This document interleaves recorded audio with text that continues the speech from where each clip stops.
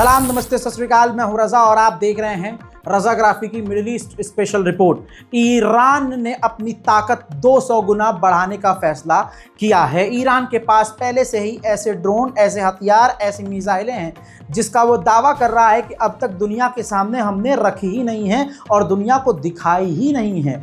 ऐसे में ईरान ने इजराइल की सैकड़ों मिसाइलों को रोककर अपने डिफेंस की ताकत भी दिखा दी है। जहां पूरी दुनिया के मीडिया ने ईरान को दिखाने की कोशिश की कि नुकसान में रहा ईरान और ईरान पर बड़े हमले हुए, धीरे धीरे ये साफ हो गया कि ईरान को ज़्यादा नुकसान उठाना नहीं पड़ा और जिस लेवल का हमला ईरान के ऊपर इजराइल ने किया उससे बड़े नुकसानात हो सकते थे। यहाँ पर सब चीज़ें क्लियर हो गई और ईरान ने अब देखिए रिपोर्ट आ चुकी है अपने डिफेंस की, अपने मिलिट्री की ताकत को बढ़ाने के लिए 200% बजट को बढ़ा दिया है।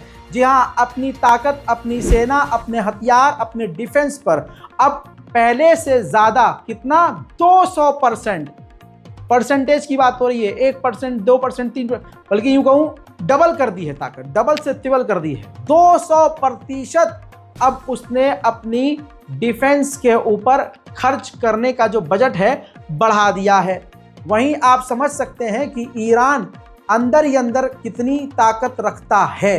अब देखिए, ईरान के एक सीनियर कमांडर ने कहा है कि आने वाले समय में हम इजराइल को एक बड़ा सरप्राइज देंगे। अब वो बड़ा सरप्राइज न्यूक्लियर बम भी हो सकता है या कुछ बड़े हमले भी हो सकते हैं।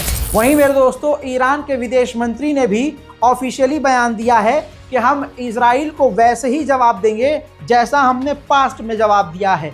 ईरान को अधिकार है कि वो अपनी सिक्योरिटी की रक्षा करे और इजराइल को जवाब दे और हम जवाब ज़रूर देंगे। خب کشورهای غربی همه میشناسن اخلاقشون و عادتشون این هست که از قوانین بین الملل، حقوق بین الملل، اونجایی که به نفع خودشون هست معمولا خیلی صحبت میکنن و دفاع میکنن و همه جا مطرح میکنن، ولی جاهایی که به لحاظ سیاسی خلاف منافعشون هست استانداردهای دوگانه دارن و خیلی چیزها رو نادیده میگیرن. ما کاری به مواضع کشورهای غربی یا هیچ کشور دیگه علل اصول نداریم. موضع ما کاملا روشنه. بر اساس حقوق بین الملل و بر اساس منشور ملل متحد تجاوزی که به خاک ما صورت گرفته قابل پاسخگویی هست و یک عمل دفاعی از سوی ما خواهد بود، ولی اینکه ما چگونه این دفاع رو انجام خواهیم داد البته. वहीं मेरे दोस्तों, ईरान के विदेश मंत्री ने आगे ये भी कहा कि हमारा ये मानना है कि मिडिल ईस्ट में शांति तभी आएगी जब गाज़ा और फिलिस्तीन और लेबनान में हमले बंद हो, फिलिस्तीन का सॉल्यूशन, 2 स्टेट सॉल्यूशन निकाला जाए, फिलिस्तीन कॉज को कंप्लीट किया जाए, उसकी ज़रूरतों को पूरी की जाए और UNSC को इजराइल पर पाबंदी लगानी चाहिए। वहीं ईरान की ऑयल मिनिस्ट्री की तरफ से स्टेटमेंट जारी करके कहा गया है कि हमारे किसी भी ऑयल रिफाइनरी, चाहे वो अबदान हो या कोई और रिफाइनरी हो, उस पर अटैक नहीं हुआ है। हजरात मोहतरम, वहीं हिजबुल्लाह ने नया लीडर चुन लिया है। वो नए लीडर शेख नईम कासिम ईरान में रहते हैं और तेहरान में हैं। बताना चाहूँगा, तस्वीर देख लिए, ये है शेख नईम कासिम जो हसन नसरुल्लाह की जगह पर अब हिजबुल्लाह के कमांडर एंड चीफ लीडर हैं। मेरे दोस्तों, इसके बाद ईरान के राष्ट्रपति ने इनको मुबारकबाद भी पेश की है। हजरात मोहतरम, इस खबर पर आपकी ख़ास तवज्जो चाहूँगा, सबूत के साथ ये खबर दूंगा और आपको खुशी भी होगी और इंशाल्लाह आप इसे शेयर भी करेंगे। हजरात मोहतरम, इजराइल को बचाने के लिए अमेरिका का ऐतिहासिक नुकसान हो रहा है। अमेरिका को मिसाइलों की, वो मिसाइलें जो खासकर हमलों को रोकती हैं, उन मिसाइलों की कमी हो रही है। भारी मात्रा में मिडिल ईस्ट में अमेरिका की तमाम मिसाइलें इस्तेमाल हो चुकी हैं। जैसे यूक्रेन को बचाने के लिए लगातार जो मिसाइलें वो दे रहा है और दूसरी तरफ मिडिल ईस्ट से लेकर तमाम इलाके में छावनी बनाकर इजराइल को बचाने के लिए एयर डिफेंस सिस्टम में अपनी मिसाइलें इस्तेमाल कर रहा है। फुल स्क्रीन पर इस रिपोर्ट को देख लीजिए, हर जगह ये खबर छप चुकी है। पेंटागन ने खुद कंफर्म किया है कि हमारा जो एयर डिफेंस सिस्टम का जो मिसाइल्स हैं वो बहुत ज़्यादा डिमांड में है और हमें हो रही है कमी। 1.8 बिलियन डॉलर, जी हाँ, इस लाइन पर तवज्जो होनी चाहिए आपकी।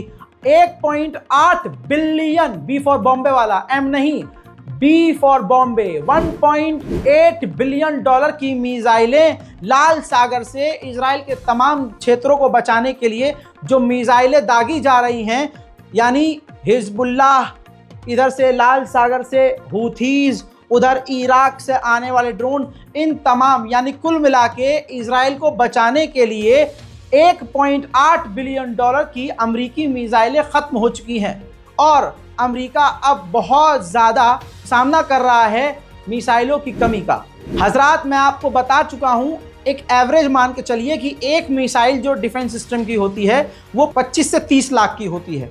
याद रखिएगा बच्चे, इस बात को याद रखें, एक मिसाइल अमेरिका या इजराइल की जब दागी जाती है ड्रोन को मारने के लिए या सामने से आने वाली मिसाइल को मार कर गिराने के लिए, तो ईरान, हिजबुल्लाह, लेबनान, इराक, इन तमाम देशों के पास जो मिसाइल होती है, जो ड्रोन्स होते हैं, वो काफ़ी सस्ते, चीप होते हैं।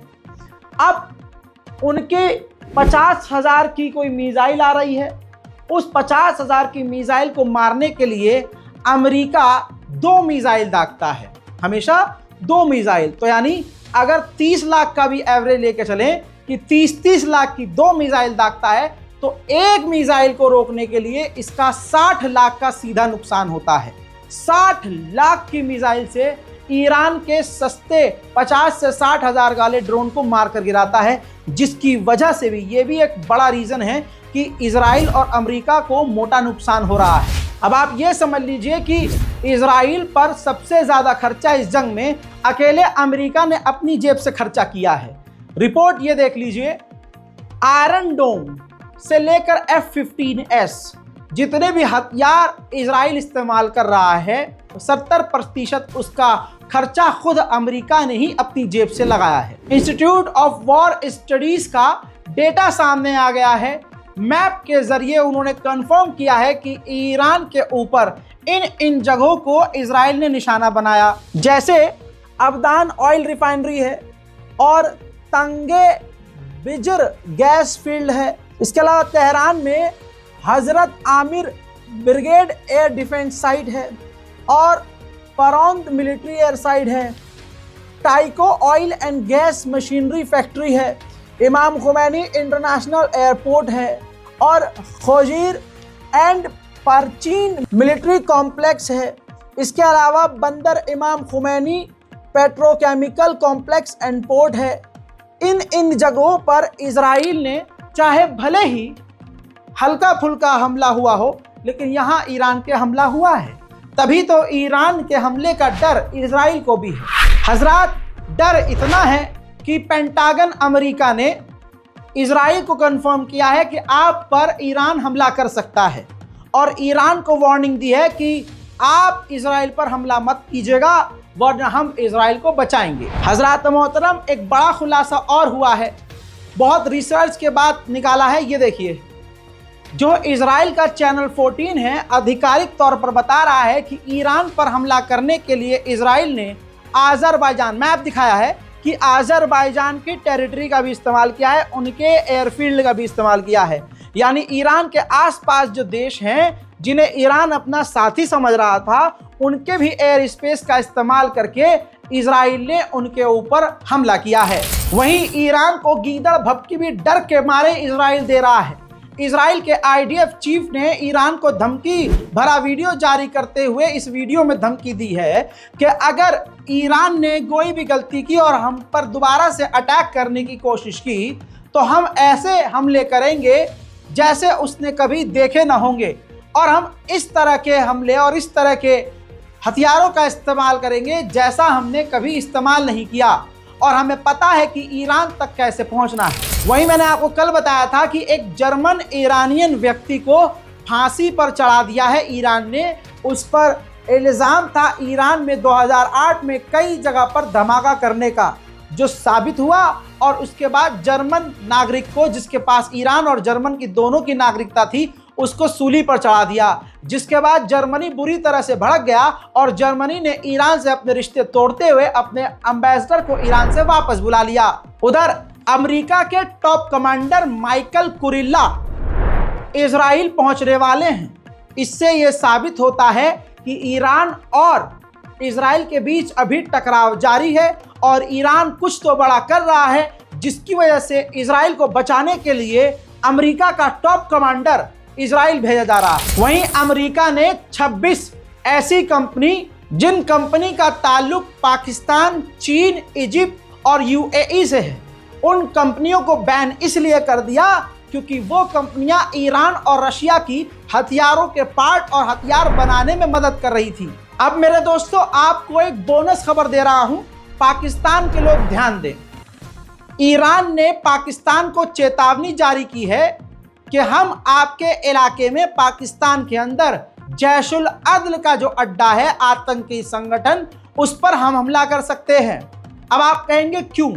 अभी कुछ दिन पहले इन्हीं टेररिस्ट संगठन ने ईरान के बॉर्डर की तरफ खतरनाक हमला किया और ईरान के 10 बॉर्डर गार्ड मारे गए, जिसकी जवाबी कार्रवाई की ताक में ईरान है। मेरे दोस्तों, ये थी ईरान की स्पेशल रिपोर्ट। इस रिपोर्ट को शेयर कीजिए। अपनी राय, जो भी आपने खबरें सुनी उस पर आपकी राय क्या बन रही है, नीचे कमेंट में जरूर लिखिए। हमारे चैनल रज़ाग्राफी अनस्क्रिप्टेड को सब्सक्राइब जरूर कीजिए। जय हिंद।